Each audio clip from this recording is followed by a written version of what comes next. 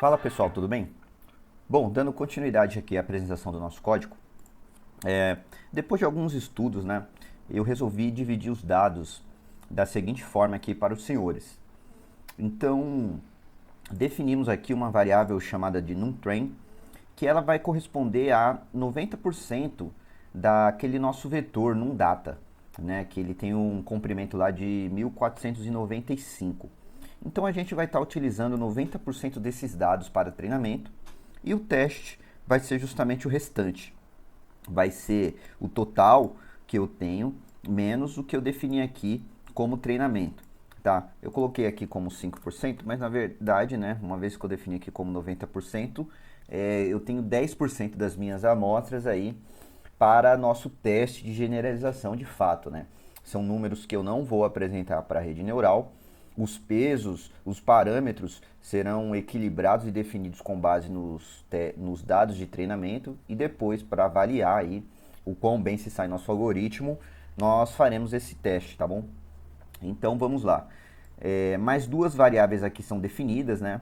A primeira delas, xtrain, ela vai corresponder àquela matriz, né? Aquela tabela que nós temos, onde nós vamos pegar da primeira à última linha, da primeira coluna até a coluna aqui que vai corresponder ao número dos nossos dados de treinamento.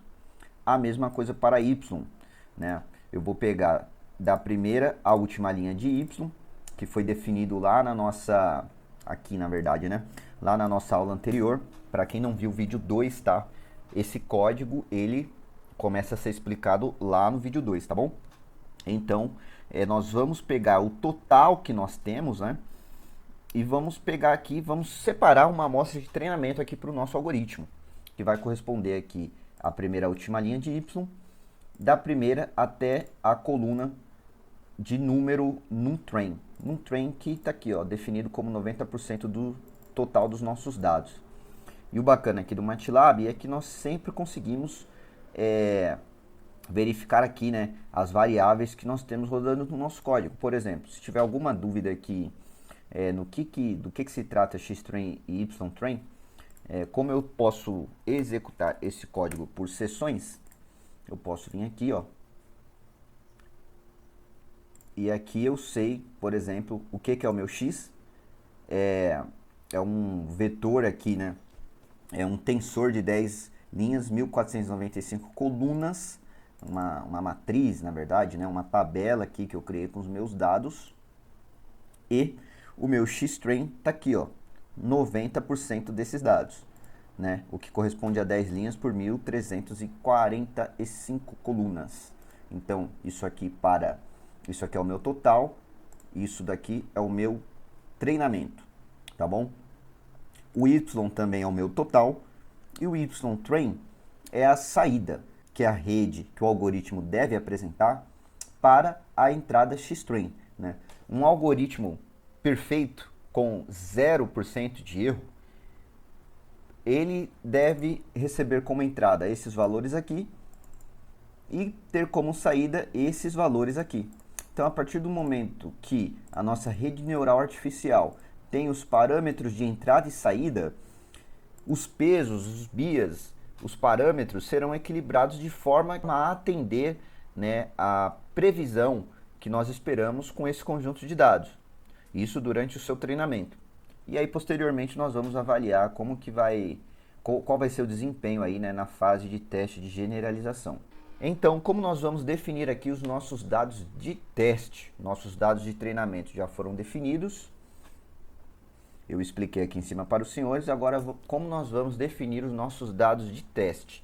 Bom, vamos definir aqui uma variável xtest que vai receber lá daquela tabela x que eu apresentei para os senhores. Ela vai pegar da primeira à 10ª linha, né? Ou, se vocês preferirem, da primeira à última. Como são 10 linhas, vai pegar da primeira até a 10ª linha. E a quantidade de colunas vai ser numTrain, o número definido por essa variável, mais 1.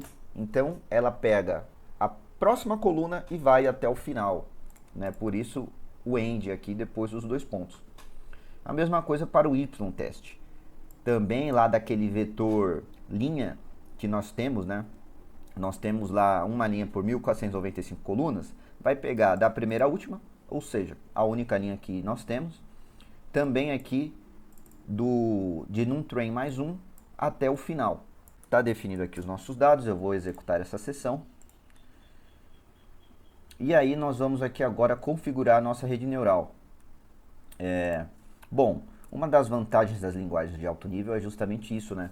É muito mais fácil nós definirmos algo aparentemente complexo, como uma rede neural aí de 100 neurônios, por exemplo, que é o caso aqui na camada oculta, a gente consegue definir com uma simples linha de comando. No caso aqui do MATLAB, a gente usa aqui o comando, a ação feedForwardNet, que vai receber como argumento 100. Automaticamente é criado uma rede neural feedforward com perceptrons de múltiplas camadas. No caso aqui nós temos apenas uma camada oculta com 100 neurônios. A quantidade de neurônios existentes na camada de entrada e na camada de saída da rede, ela é automaticamente definida pelos dados, pelo nosso conjunto de dados no caso. Se nós temos 10 valores de entrada para um valor de saída, automaticamente a linguagem, o código, ele estabelece que serão 10 neurônios de entrada, um para cada valor, e um neurônio de saída que corresponde à nossa previsão, tá bom? E 100 neurônios aqui na camada oculta, que é o argumento que o comando feedforward recebe, beleza? Em relação à divisão automática dos dados, a gente pode utilizar aqui a função divideRange, que vai estabelecer aqui a divisão automática dos nossos dados em dados de treinamento, dados de validação e dados de teste de generalização. Isso aqui facilita para a gente, por quê? Porque os nossos dados randomicamente divididos nesses três tipos, né? Treinamento, validação e teste de generalização. E a rede ela automaticamente vai utilizar esses dados que foram escolhidos como treinamento, vai validar no conjunto de teste de validação e a partir daí, a cada época, um novo conjunto de pesos é gerado a fim de atingir as melhores métricas de treinamento. A performance da rede ela é avaliada nos dados de validação e teste de generalização. É sempre assim, né? Isso é muito comum aí em tarefas de visão computacional, onde nós tentamos treinar um algoritmo para identificar objetos e outras tarefas semelhantes aí envolvendo inteligência artificial. Então, configurando aqui a rede com os dados de treino, o que nós vamos fazer?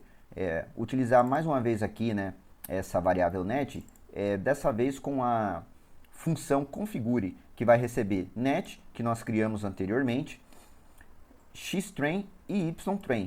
O que eu estou falando aqui? Que eu estou apresentando para esse algoritmo que eu criei os dados de treinamento, estou falando para ele, a partir dessas entradas, quais devem ser as minhas saídas, ok? Eu estou mostrando os dados de entrada e os dados de saída, para que, em posse desses dados de entrada e saída, a rede possa aprender, equilibrar de fato os seus pesos com o objetivo de atender aquilo que nós, enquanto usuários, queremos, né?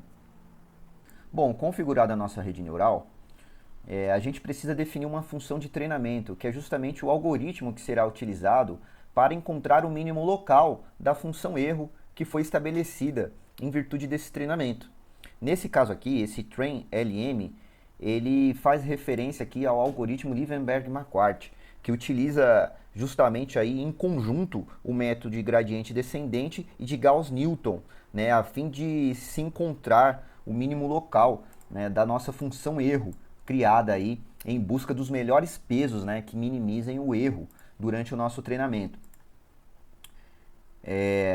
Definido aí então o nosso algoritmo de treinamento, é necessário aqui que a gente coloque funções de ativação, né, ou funções de transferência entre as camadas. Então, da camada de entrada para a camada oculta, a gente utiliza aqui a tangente sigmoide, e da camada oculta para a camada de saída uma função linear. Isso daí a gente consegue visualizar ali ao final do treinamento, né? Aliás, ao final da execução do código, o MATLAB apresenta para a gente o desenho gráfico, a estrutura da nossa rede neural. Bom, de métrica de desempenho, a gente utiliza aqui o erro quadrático médio, né? Ou mean squared error.